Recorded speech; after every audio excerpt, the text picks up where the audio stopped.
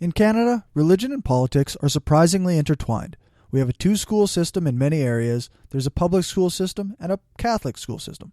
Our tax dollars go towards religious indoctrination of children, and sometimes the religious schools have better dollars per student funding than their public counterparts.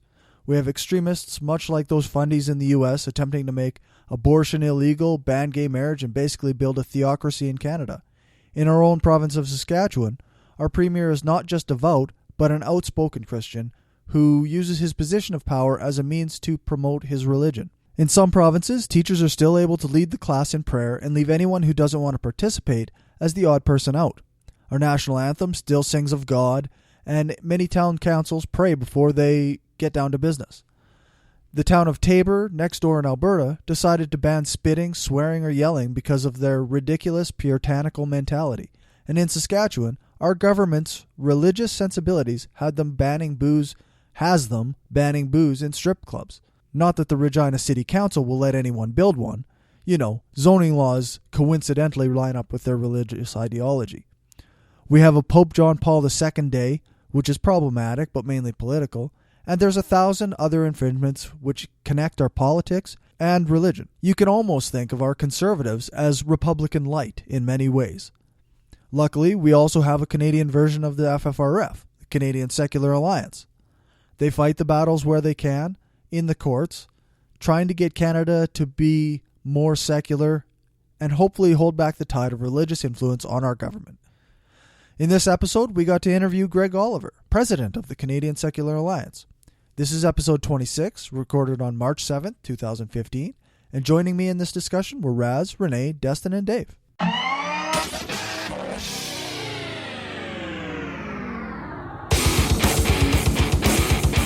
We can say definitively that religions are all bullshit. Amen, brother. Well, you know me, I don't mind to BS. I get paid to sign? I don't fit into human nature. Do not come here, not come marry here. What the hell was my point?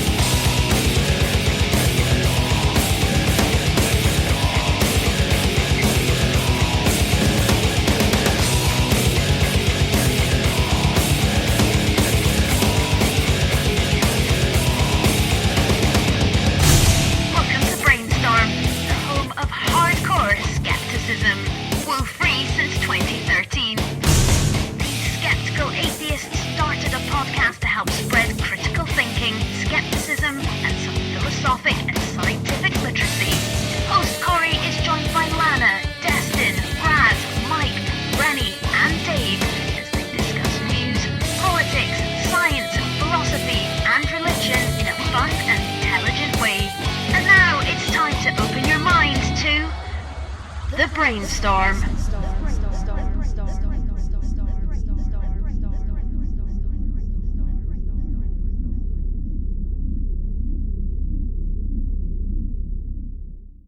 Well, welcome to Brainstorm.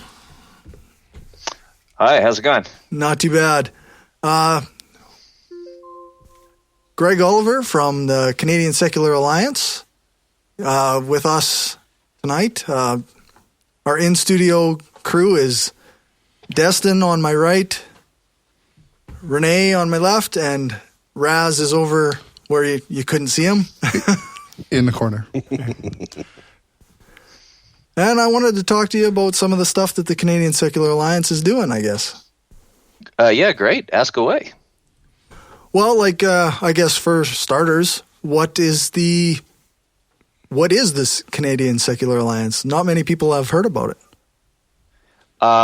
Essentially, we're an organization that is a not-for-profit corporation registered federally that whose mandate is to advocate for the separation of religion and state all across Canada and throughout the provincial and municipal jurisdictions as well. So essentially, our core belief is that we believe quite strongly that every liberal democracy, this is kind of a foundational principle that the only way to run a fair society is if you have fair treatment between all groups and that no group is privileged over another, that religion is not a privilege over no religion, or vice versa. So kind of the opposite of the way the world works right now. Yeah, I mean, and all things considered, there's a lot worse places in this regard than Canada. Oh, for sure. absolutely, yeah, clearly. But nonetheless, we feel there's room for improvement, and we like to make that pitch. You're not declaring war on Christmas or anything, are you? No. Well, that's good. Yeah. So I guess you'd be comparable to like the FFRF down in the States? I guess we're analogous to that, but I guess we're also a smaller scale enterprise, volunteer organization. Okay. About how many volunteers do you have? Our membership is it's in the hundreds. I don't know the actual number at this stage. I think it's in the 200 to 300 range, somewhere around there.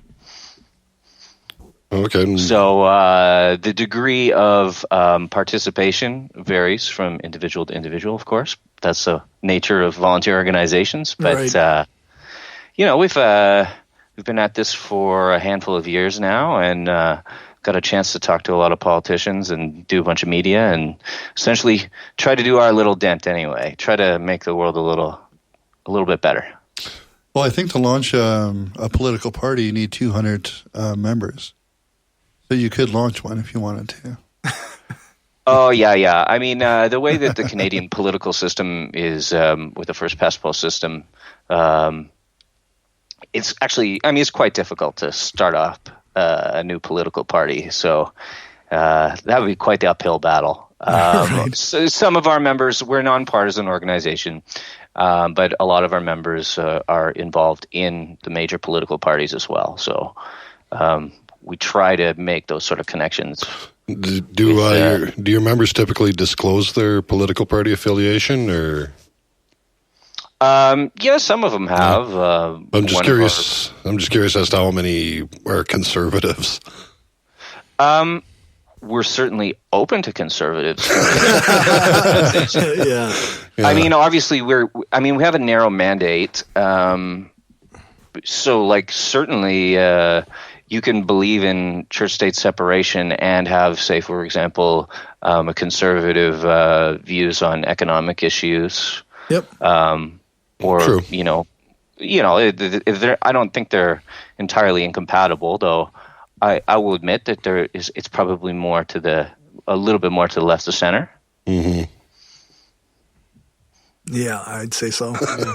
Well, especially the current conservatives. Yeah. Well, the center has moved right from where it used to be, quite drastically. Yeah, a little bit, but there's still an awful lot of people who are conservative who do agree that there should be separation. So I guess I'm not. I don't view the conservatives as the big bad guy here necessarily. Oh, okay.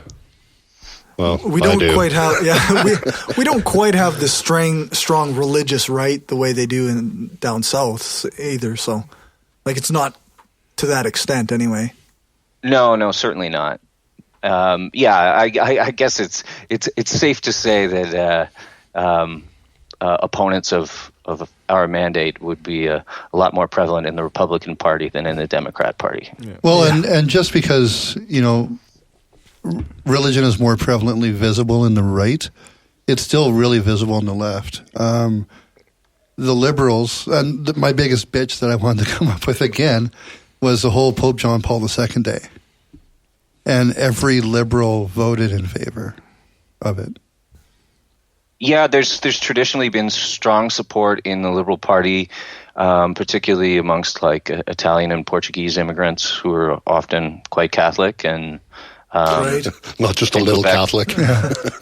French. So there's no question, and I'd say the NDP as well. They tend to be more of the liberal Protestant churches, but there's support. There's religious people in all political parties. That's true. Yeah, that's true. Well, and Pope John Paul is one of those figures that at first blush looks like he was, a quote-unquote great man and very nice and saintly. I'm sure they'll be trying to canonize him right away again. But once you do a little bit of research into him, you find out he's really no better than the rest of them have been. Yeah, he obviously, I don't know, when he went to Africa and said that AIDS was bad, but condoms are worse. That's Right, That's not exactly the sort of thing that I think we should. I mean, the guy also, he was, to give him credit, was, an influential figure in fighting communism in Poland, and in World War II, he helped some Jews save their lives, that sort of thing. But he's also got some flaws. He tried to intervene in the same-sex marriage debate, I believe, in this country about 10 years ago. Yep. Anyway, they made a Pope John Paul Day. Obviously, we put up press releases against that, and we talked to a couple politicians to no avail. I think that a lot of people, it wasn't much of a surprise that the politicians who were most supportive of that initiative had large Polish constituencies. Oh, yeah, well, that figures. What makes sense. What type of reaction did you typically get from politicians that you spoke with? Well, because of the fact that it's not a statutory holiday, basically the response was it's really not that big a deal. He was important to a lot of people. It's not really going to affect your life in one way or another. And when you made arguments about, traditional, kind of philosophical arguments about why we should maintain government neutrality. I mean, those arguments don't always really captivate the listener the way I think they ought to. But yeah, no, that's right. We need an Adolf Hitler Day, I think. No, not quite. Yeah, I don't think you're going to get. Or Stalin. How about a Stalin Day? Just have a bad guy day. Yeah. Oh no, we have one. Pope John Paul. That's right. Jeez. It really pissed me off that it falls on Autism Awareness Day, though. I have an autistic son, so that really pissed me off. That's a much more worthy cause. Yeah. Yeah. Celebrating something that actually exists. Although to be cynical, there's not a lot of people with autism that vote. That's the problem, Well, they can all vote if they want to. This is true. Yeah. Well, what are maybe some of the cases that are ongoing right now for the CSA? So, one issue we're waiting on. We had a chance in October to intervene in our first Supreme Court case. It had to do with the mayor in Saguenay imposing a Catholic prayer in municipal council meetings.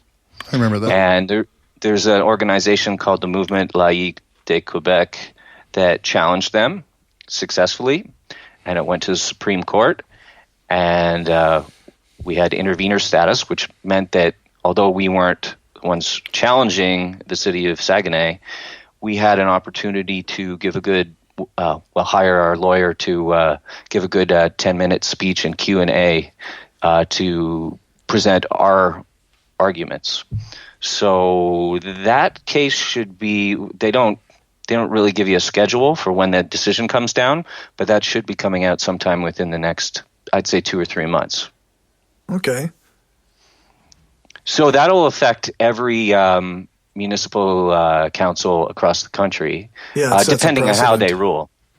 So there's a case in Saskatchewan, for example, that would be affected by this.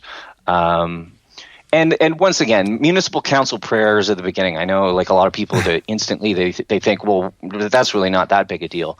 But ultimately, the principle here is about inclusion, and we have a situation where, according to the census, 24%, but according to private polls, more like 40% of the country is non-religious, and to have the government as an institution engaging in these unnecessary prayers, like you really don't need a prayer to get started with a municipal council meeting. You should just be getting down to business. Yeah. It is it's ultimately kind of sending a message to those people who are not religious, even if it's a non-denominational prayer, that you're kind of not one of us. So that's why it was an issue that we did feel was kind of important. It doesn't have the same kind of material impact that, say, denominational schools have. I hear you have them in Saskatchewan, just the same as we do. Yeah. Or of charity law. In other words, granting charitable status for advancement of religion. Yeah. Right. Which are kind of our two biggest issues in terms of like a true material impact on the average citizen, a wealth transfer from the religious to the non-religious, and government support for religion, effectively. Well, on the prayers before council meeting, the fact that it has to go to the Supreme Court and you have to hire a lawyer for the 10. Well, you had to hire your lawyer for the 10 minutes.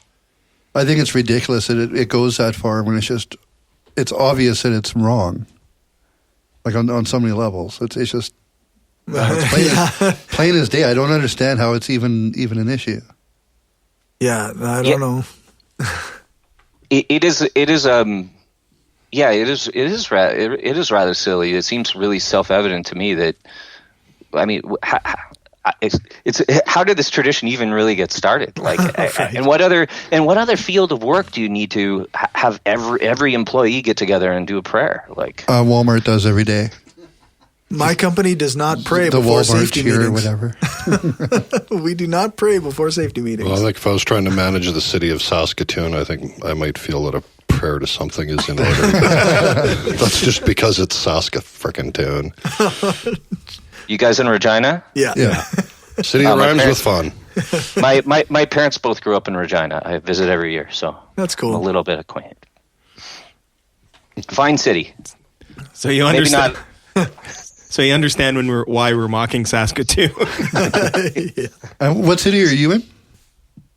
Toronto. TO. Okay. Well, it's a good place to be from. Yeah. There's a lot of Toronto love out west. Nothing Usually wrong the with response Toronto. is Toronto, eh? That's kind of Toronto, huh? Yeah, the center of the universe over there, eh? I'm not going to Exactly. argue with half of the population of the country.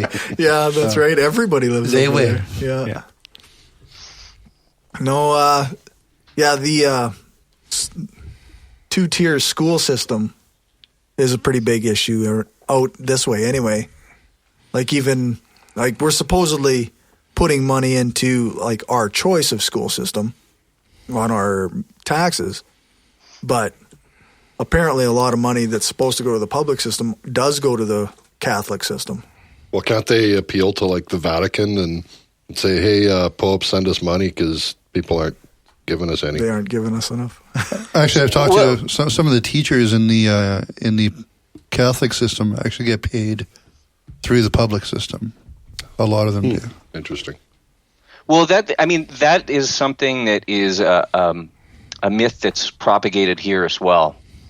The fact of the matter is if it's a publicly funded school, like the government is going to make sure that every kid gets a decent education. Well, at least hopefully that's the case. That's the plan, right? So the real question is what would the expenses of running two systems be in comparison to what the expenses would be if you just had one amalgamated system? I'm going to guess. And the fact of the matter double. is there's an awful lot of duplication costs. In Ontario, it's tough to say because it does depend on what the system that would replace it would look like to get a true cost, but it's at least $500 million here, probably closer to $1 billion or more. If you, I guess, essentially divide that by 10 for Saskatchewan, that's essentially About that. kind of, but it's a lot of money, right? Yeah, Relative to the proportion of the budget. Aside from the fact that, on top of the fact that you have government essentially proselytizing the children or, indoctrinating children, right?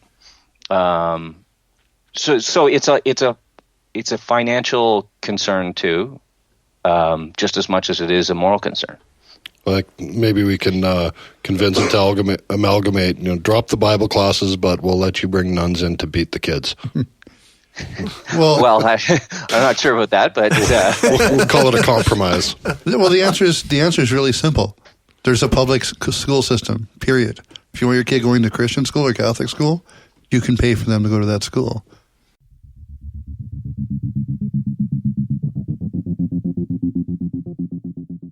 If you like the Brainstorm podcast and want to get more of it, you can go to patreon.com/brainstorm podcast for bonus material, early ad-free episodes, and a shout-out in the next episode. Special Brainstorm gear bonuses for different Patreon levels are available. You can get your own Brainstorm shirts, mugs, and lots more from cafepress.ca/brainstorm podcast gear.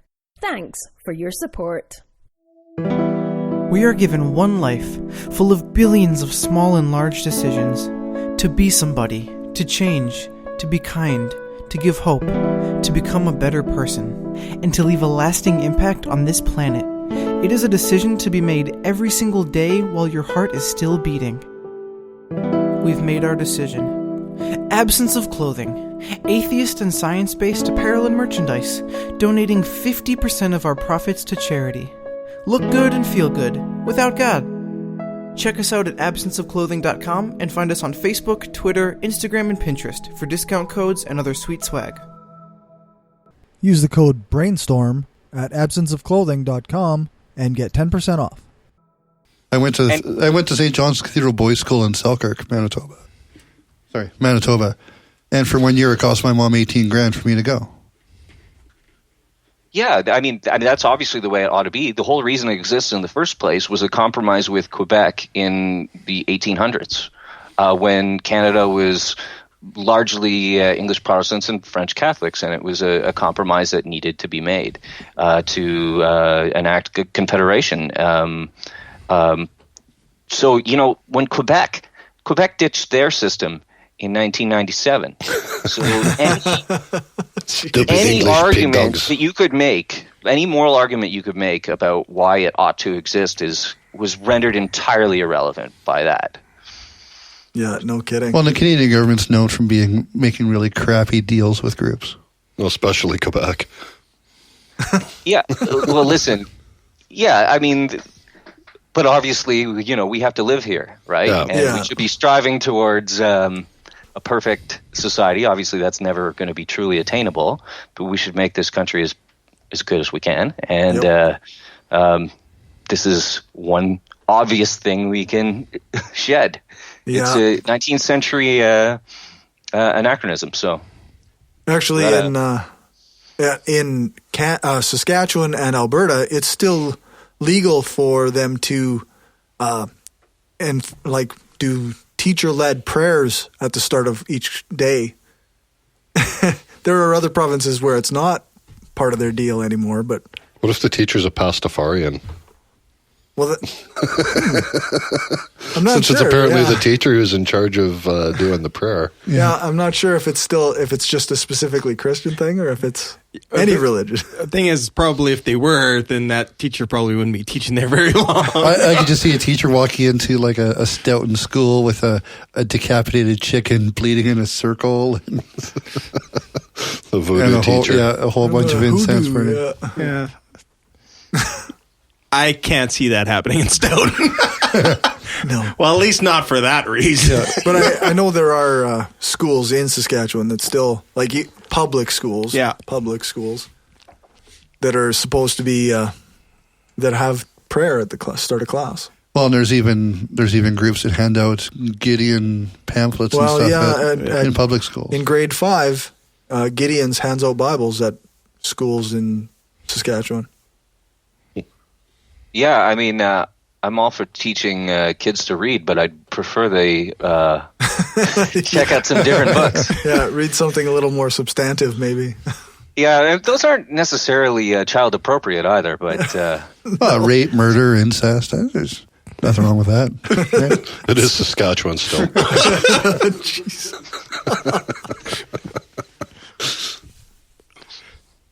Wild West out here. So I saw there was a member of the CSA had just been in a debate recently.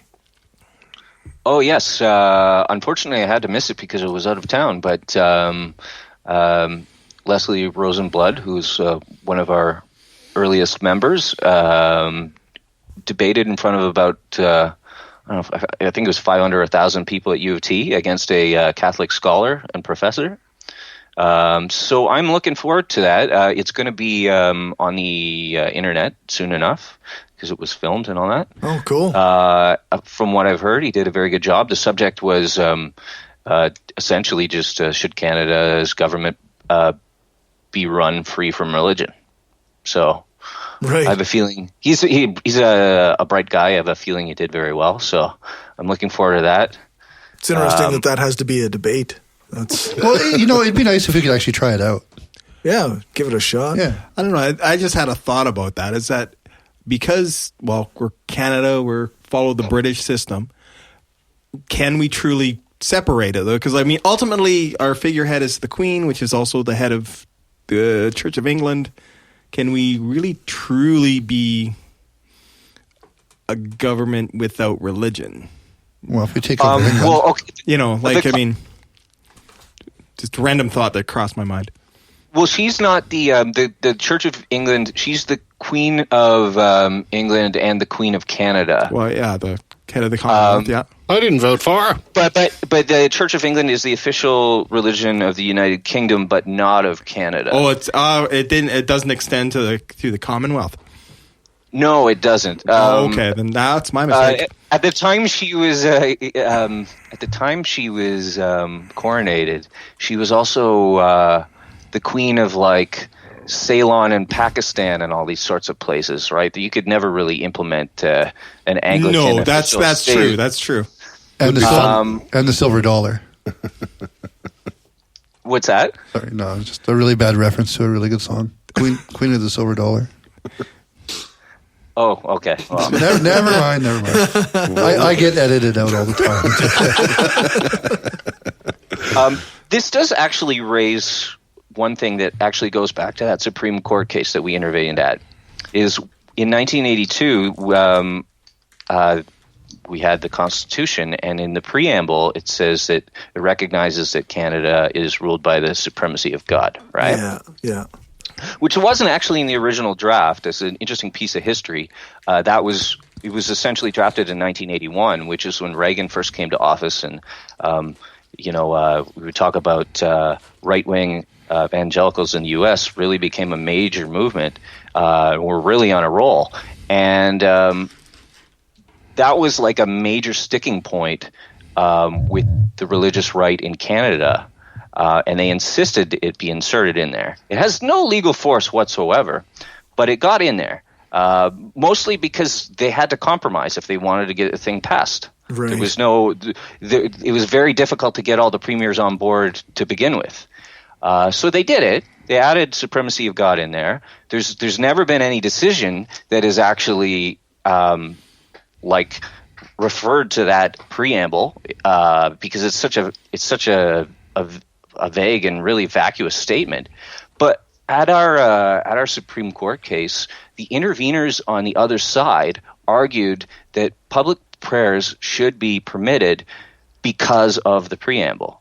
And we hear this a lot from the religious who don't believe in our mandate, that because supremacy of God is in the preamble, that this justifies some sort of degree of government imposition of religion.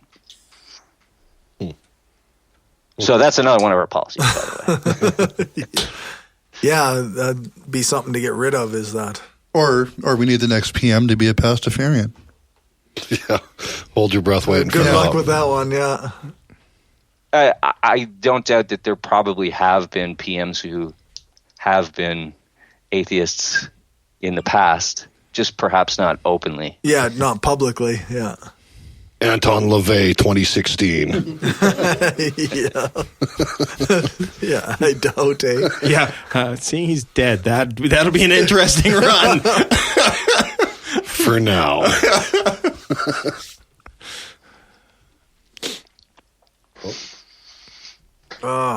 Okay. Yeah, I don't know. All of this kind of, the whole separation of church and state makes me think of our Premier Brad Wall. Every year he puts out his Christian Christmas message. Kind of always annoys me, but. Well, the company I work for, they do their Christmas party with the Filipino community. And a lot of different small businesses have their Christmas suppers with this group. And it's a big hall, and it's a whole bunch of groups that get together. And the premier was there the one year, and he actually led a prayer at the beginning after he introduced himself as the premier. And I thought that was kind of BS too. But a lot of people were kind of pissed off about that. Well, what's the predominant religion amongst the Filipinos? Catholic. Yeah. Well. Yeah, I one could argue that the Philippines is like the center of Catholicism in the year 2015, really. Mm-hmm. Yeah. That or South America. Sure, but let one of them lead the prayer. Because nobody would understand it. Except for all the Filipinos. Oh, yeah, them. Well, I think this kind of comes to another issue that we often come up with is when you're talking about politicians. Where does the public life end, right? Well, here's the thing. We don't have a problem with individual expression, including by politicians. It's really more like the institution. So, for example, take the Quebec, remember the charter that the PQ was trying to pass last year, and they lost. So they were trying to, say, for example, prevent government employees from wearing ostentatious religious symbols and so forth, right? But at the same time, there's a giant cross on the wall of the Quebec National Assembly, right? So essentially our organizational position is let individuals do whatever they damn well please, right? But the institution itself should be neutral. Right. So if an employee wants to wear a large cross, that's fine, but get the cross off the wall of the office, off the wall of the National Assembly, and so forth. So I guess that's kind of our view with respect to politicians. I mean, it's kind of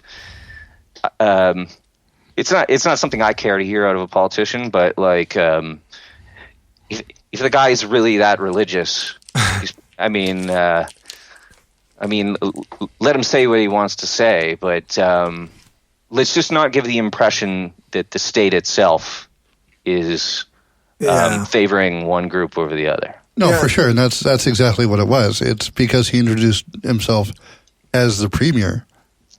If he would have said, "Hi, my name's Brad Wall," and then done a prayer, I wouldn't give a shit. Right, yeah, like that's often my issue with his stuff is that it's always like, this is Brad Wall, and he's the premier of Saskatchewan, or they say the Right Honorable Brad Wall, or whatever they say, and then he goes into this diatribe about, oh, well, Jesus this and Jesus that, and like, yeah, he associates his office. Yeah, like then so people associate, like you say, the premier or Saskatchewan government with his Christian beliefs.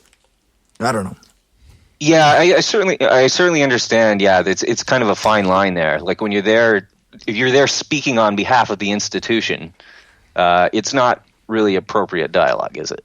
It doesn't seem like it, but I guess you got to cater to somebody. Well, I think certainly in Saskatchewan, atheists, agnostics, etc., are definitely the minority. Well, but according to like the census, that's not necessarily the case. This seems to be about equivalent to the Canadian average. Well, what is the Canadian average? Well, okay, so first of all, the census it came out to be 24%, but the problem with that is that the census has it has a really biased question. I actually just have it here, so I'll read it for you. Sure. It says, the question is, what is this person's religion? Indicate a specific denomination or religion, even if this person is not currently a practicing member of that group. What? Oh. For example, Roman Catholic, Ukrainian Catholic, United Church, etc. So essentially, they're saying, maybe you're born into Catholicism, but you're an atheist now. It's saying put down Catholicism anyway. So this is especially relevant in a place like Quebec, because Quebec is the least religious province in the country. Mm-hmm. About 17%, according to StatsCan, go to religious services on a weekly basis. In Quebec, it's 10%. It's largely identified as the least religious province. And on that census, 12% claim to be non-religious. In reality, it's much higher. It's just Catholicism is kind of part of the Quebecois national identity historically. Sure. Yeah. So, in a way, you can see how that a question like that, if you're going to word it like that, is going to tilt the results in one direction unfairly. So that's why I say in private polling it's closer to 40%, because when they're much smaller sample sizes, but they interview people and sometimes ask specific questions like, do you believe there's a God or not? And usually the amount of people that are non-religious, and that would include people who are deists, is in around 40%. And it's much higher for people who are under 25. So the trends appear to be drifting towards a much less religious society. So I don't even know if this pandering to the religious is really all that effective of a tool for politicians anymore. Certainly not as much as it was a generation ago. Well, like most politicians, though, they go with what works and has worked in the past. And most of them are a century behind still. Right. In their thinking. Yeah, they're risk averse, right? There's kind of a public perception of what are kind of like third rail things to say or be, and they don't want to rock the boat. They want to cruise their way to get their their pension, and it's all about getting reelected. Well, okay. I mean, what I just said is maybe a little cynical. It's not to say that there are no politicians who don't have genuine conviction and would like to see things get done. But I suppose that's fair. Some of them might be. But there is a bit of an incentive to, maybe, like I said, be a little more risk averse and not ruffle too many feathers. Well, I spent 10 years in the NDP executive, and I was actually running for MP of Stoughton. I stepped down because somebody more prominent came to the forefront and was willing to run. But thank God. It's Stoughton. Imagine him as a politician. Who would listen to the MP in that area anyway? And in those years of dealing with all the politicians, and one thing I found prevalent among all politicians is all they're good at is trying to get elected for a position. That's all they know how to do. So it's a major skill. You have to be good at that if you want to have a job. Right, and that's the biggest problem with the Canadian political system. You're hiring somebody based on their credentials and how good they are to be hired. Yeah, I mean, it always goes back to the Winston Churchill statement that, whatever, was it, maybe I'm paraphrasing here, that democracy is like the least worst system we've ever come up with, right? Yeah. The least worst. Yeah. It's the worst. It's the worst political system except for all the other ones that have ever been invented. Something like that. But I mean, what's the alternative? I guess is the response question to that, right? We don't have enough time for that. I think maybe it'd be a long conversation. I think the problem might lie with the actual electorate, though. Like if you look at an election campaign, like a job interview, where the various candidates are, espousing their qualifications and benefits and that sort of thing. The boss who's doing the hiring, i.e. the public, is actually a fucking idiot. So you end up with who you end up with. Yeah, well, that's a major problem with democracy in general is apathy. I mean, I have done a fair amount of canvassing in my life at this stage and knocking on doors and stuff like that, and the truth is that most people, probably 5 to 10% of people, actually care about politics, like in a real way. Like, I mean, not to say that there are others who don't care, but they'll take in 30-second sound bites on major media once in a while, but they don't really actively follow what's going on in politics on a day-to-day basis. That's driven apathy, though. They've been driven to be apathetic. It's not that they don't want to care. It's most of them have given up caring. There's no reason to care. Or they're just more interested in sports or celebrity culture, or like, am I gonna like get further in my job? Like, what about, or am I gonna hook up with this girl or whatever? Right? Like, there's a myriad of other things that people want to think about when they get home from a long day at work, right? Yeah. I don't know. I wish I had the answer to this question. I wish more people were into it, because you're right, garbage in, garbage out, but. How do you convince people? How do you change the minds of the whole country to be, passionate followers of the decisions that affect their day-to-day lives? Get somebody who looks like Kim Kardashian, who also is and has smart. a mentality the exact opposite of Kim Kardashian. Well, I did read earlier this week that they're talking about doing like brain transplants, body transplants. Well, they're actually body transplants. That's right. Yeah. But, I still don't think that can work. Yeah. You know what? In Kim Kardashian's case, it's worth a shot. And now it's time for a quick music break. This song has some lyrics that really resonate with me. When he says, "I'm proud to be an atheist, a skeptic, a non-believer," I think that's how I feel. I know a lot of people don't like labels, but I've always been of the mind that we should embrace them. We should be proud of them. If nothing else, the labels we choose for ourselves, or the ways in which we define ourselves, are the way the world will come to see us. I'm proud of the community we've built, and while I'm not always proud of the individuals within the atheist community or the skeptic community and the way they behave themselves or the way they interact with each other, I will always be proud to call myself an atheist and part of that community. Anyway, here it is, the song for this episode, used with permission and with links coming soon in the show notes, is "I'm an Atheist" by Young Ink. Scream that we're atheists, we don't have non-astrologers and all that, but with the religious people taking over the world, we can either speak up or be pushed into a corner. I'm proud to be an atheist, a skeptic, a non-believer, an infidel, a heathen. I call it how I see it. I say it's ignorance and you just call it faith and unsubstantiated claims. That's something to be ashamed. I'm an atheist. Atheist. I'm an atheist. Atheist. I'm an atheist. I'm an atheist. Hey.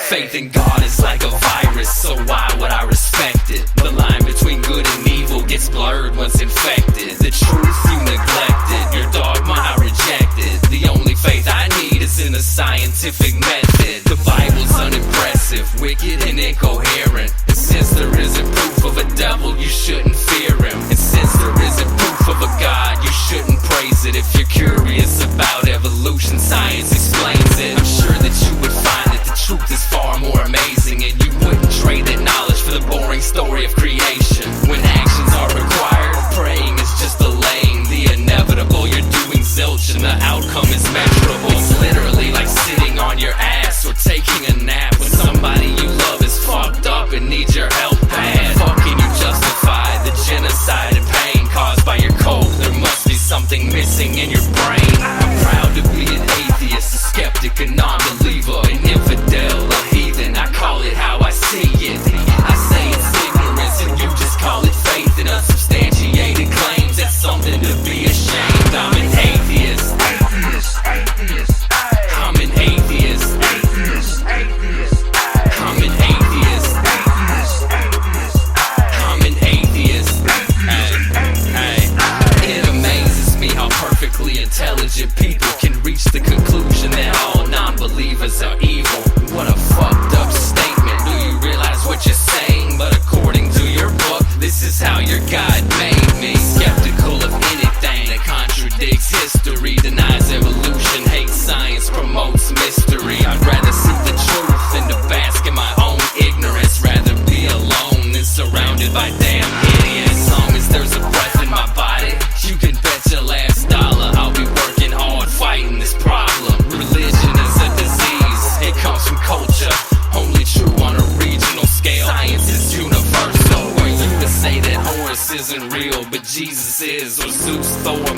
Vishnu, you don't believe in them. I think the reason is apparent. You do what you're told and believe in the God assigned by your parents. I'm proud to be an atheist, a skeptic, a non-believer, an infidel, a heathen. I call it how I see it. I say it's ignorance and you just call it faith and unsubstantiated claims. That's something to be ashamed. I'm an atheist. I'm an atheist. I'm an atheist. I'm an atheist.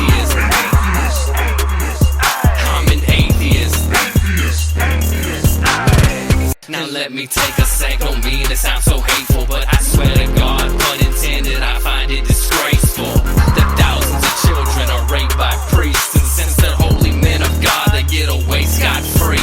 And the Pope does his very best to keep it on the hush. Don't wanna affect business, he loves money too much. We know that they love the kids, but how the fuck can we protect them while they planning to molest them? We teaching them to respect them.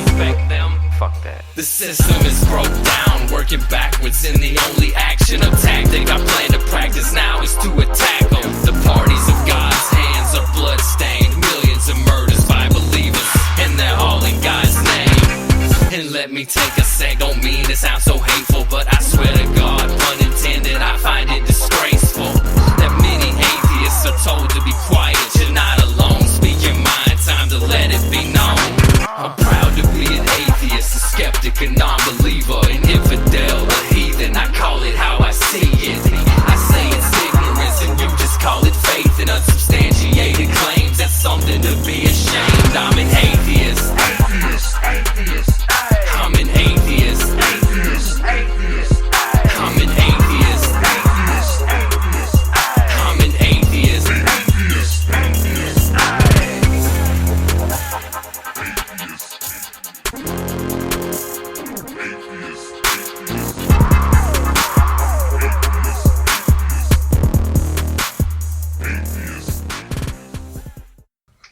But given what you do, is that a major issue where the apathy? Like, I mean, for the most part, like in politics, like, I mean, I'm pretty sure the separation of church and state isn't really high up on the political spectrum, so to speak. Well, to some degree, yeah, of course, apathy is an issue. It always is. Also, the kind of slow motion nature by which a policy tends to evolve is another major problem.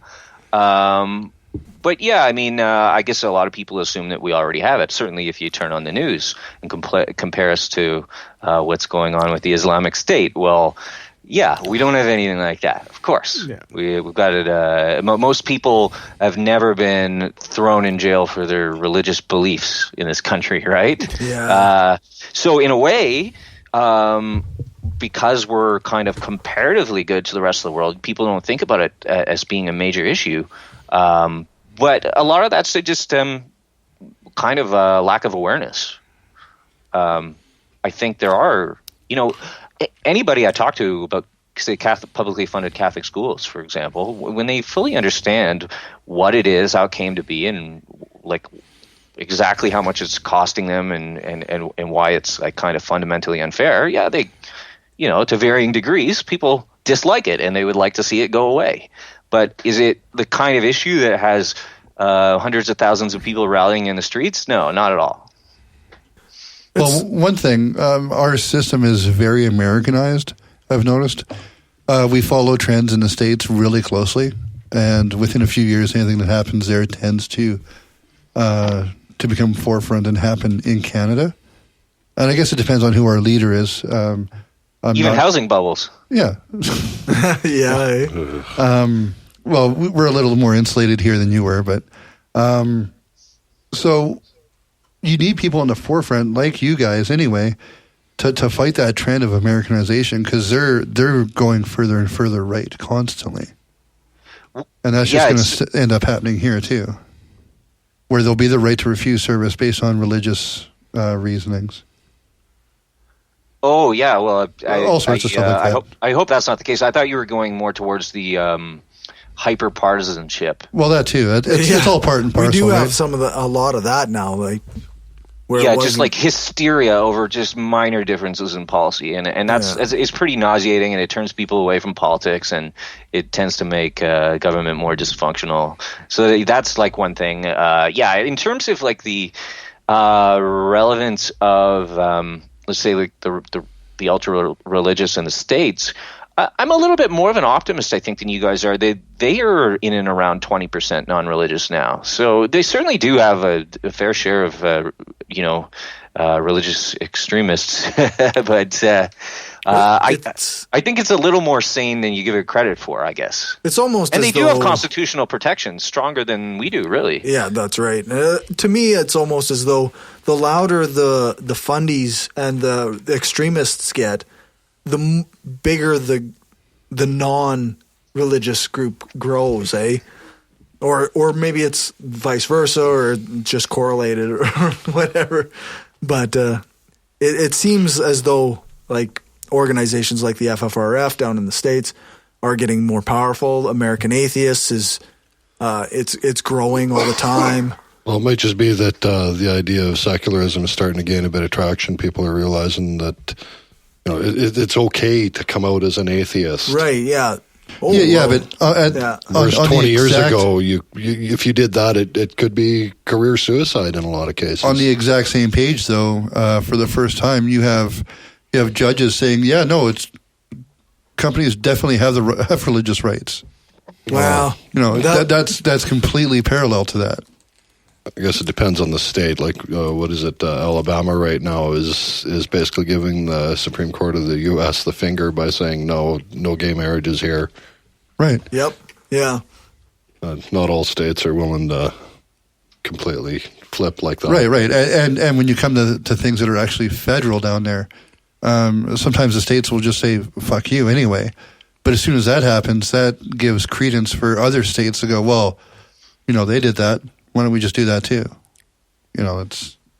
I think it's a parallel. Like the secular movement is growing down there for sure, but so like there's been a really wide swath drawn in the sand.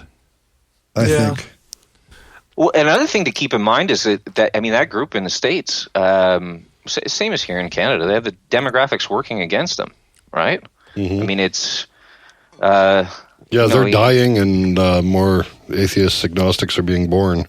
And like on issues like gay marriage, for example, like this is an issue that even among Republicans who are young, like they just don't care about it, right? They ultimately, even if they're homophobic, they believe in equal rights for all citizens. So it's not, it's changing, I think, for the better. I guess I'll state a position of cautious optimism because I guess you never know how things can turn. But yeah, that's true.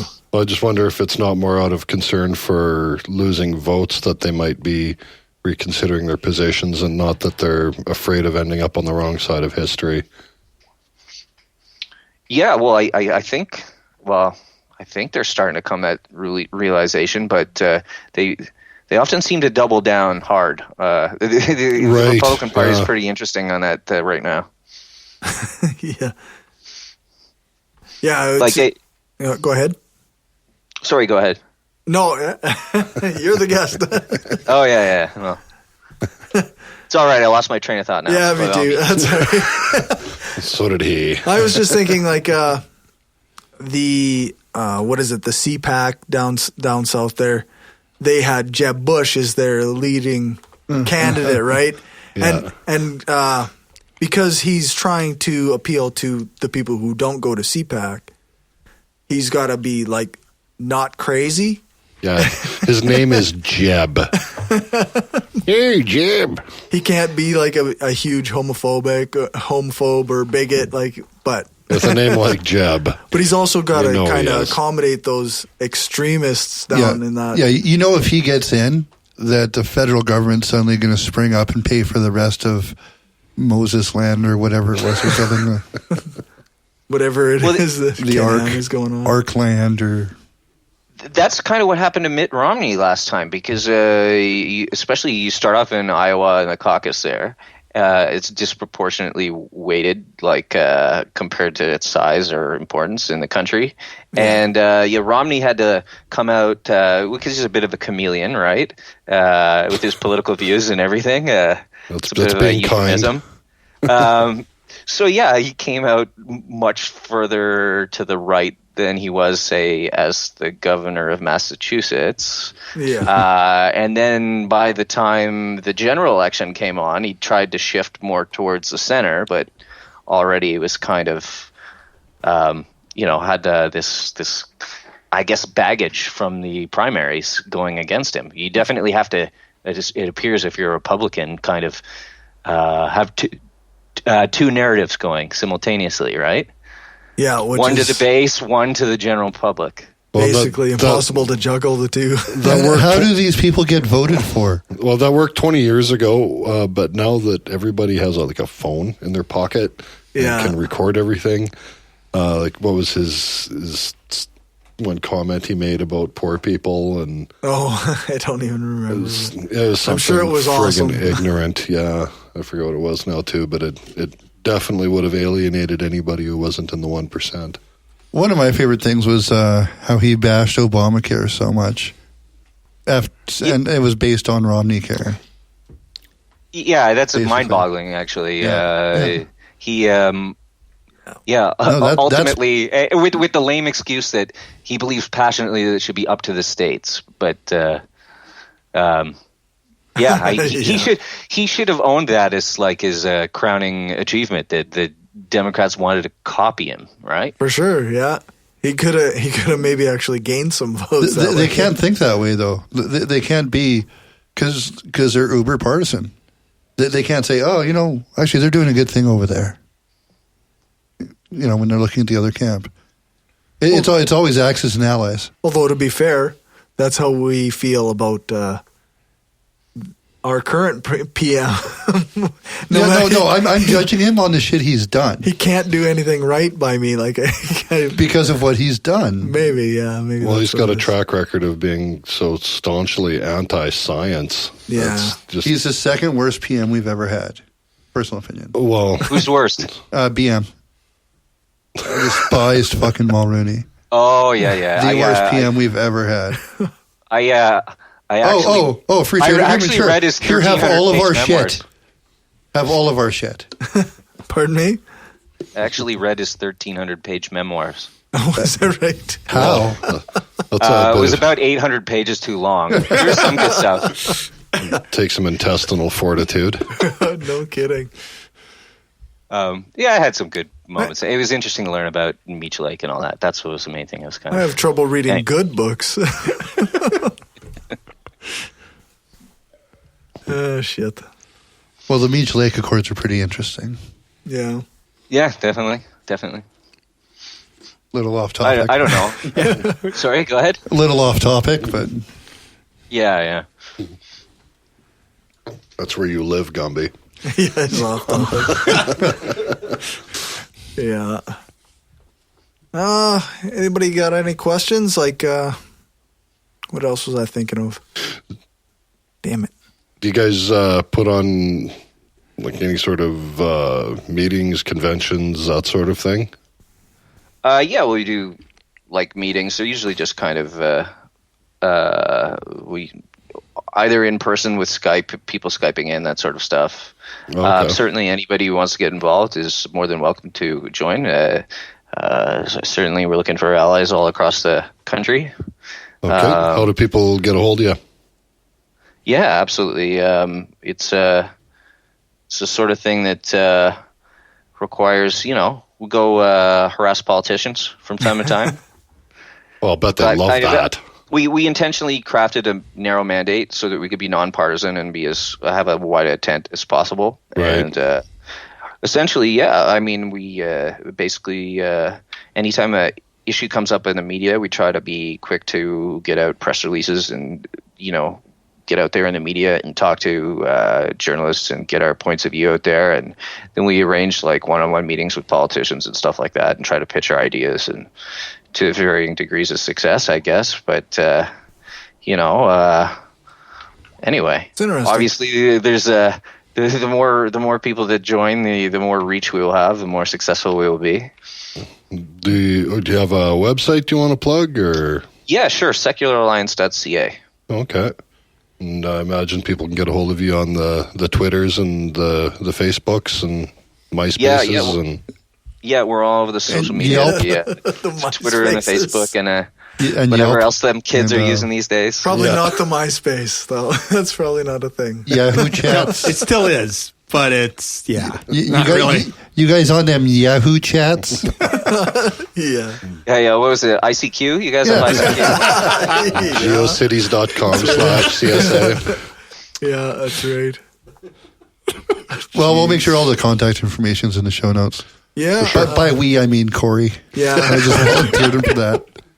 Yeah, that means I'll do the work. That's Yeah, fine. Although you can edit them now, Gumby. For better or worse. All right, well, so I think if we don't have any more... Any questions for us? No? Okay. Okay, sure.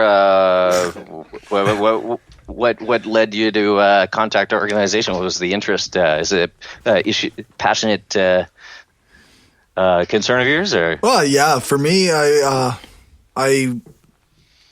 guess I just was looking for atheist organizations in Canada because there doesn't seem to be as much loud atheism in Canada as there is in the U.S. So I was looking for something like that, and I thought, oh, geez, what's this CSA, Canadian Secular Alliance? And so technically, we have nothing to do with atheism.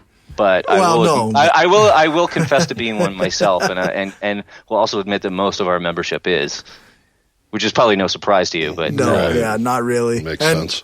The people who listen to this podcast would almost all be like atheists anyway. And skeptics. Although I did talk to somebody today who is not an atheist or a skeptic per se, but still listens to the show.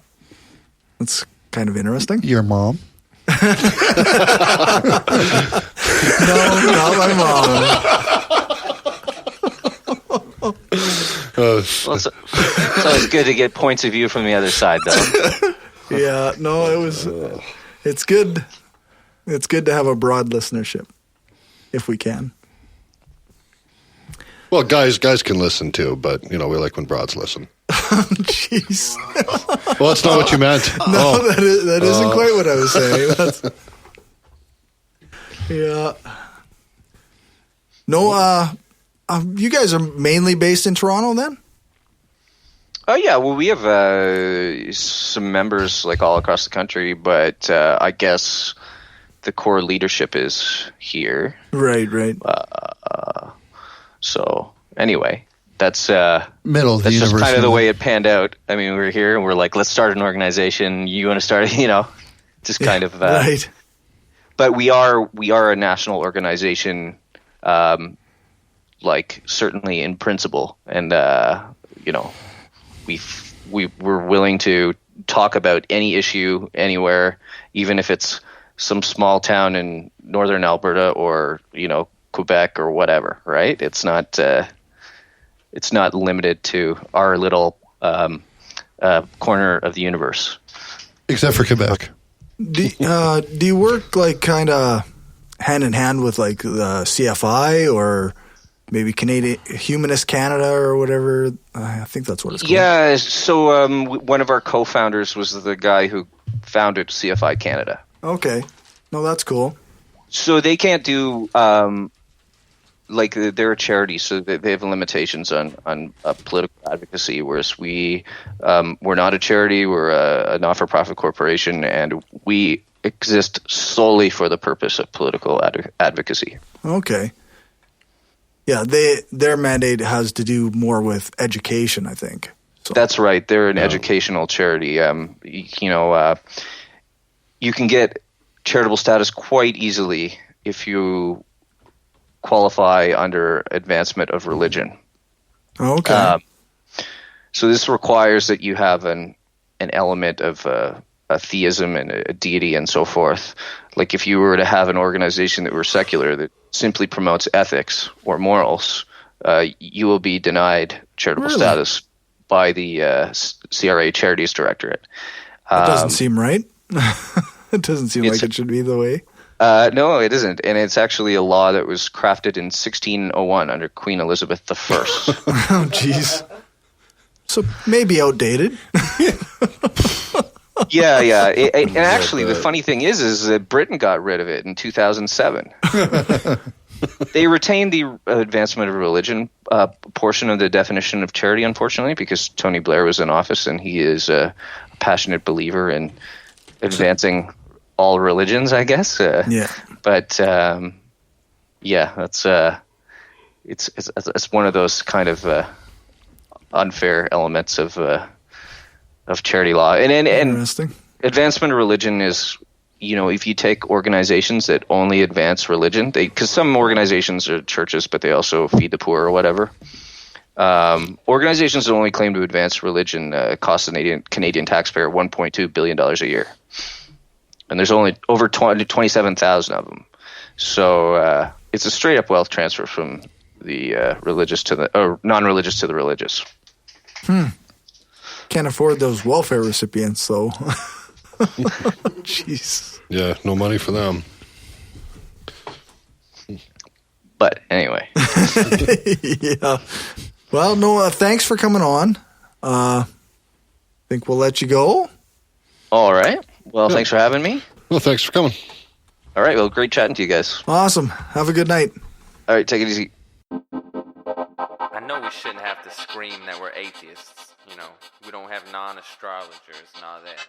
But with religious... So the other day, before I actually finished editing and uploading this episode, the Supreme Court of Canada handed down their decision on prayer before town or city council meetings. They ruled that it infringes on the freedom of conscience and religion. The Canadian Secular Alliance was at the forefront of this battle for separation of church and state in Canada. And before I close out this episode, I just wanted to say thanks to everyone who was involved in this. This is a great step, and now it's time to take the next. I saw that the CSA mailing list was blowing up all day yesterday, and I look forward to seeing what comes next. That said, that's it for this episode. I really appreciate everyone who listens, and I'm sincerely sorry for how long it took me to get this episode out. I particularly want to apologize to our guest, Greg Oliver, for the wait. Thanks again for coming on. I will be posting all the relevant links on the show notes on brainstormblog.net.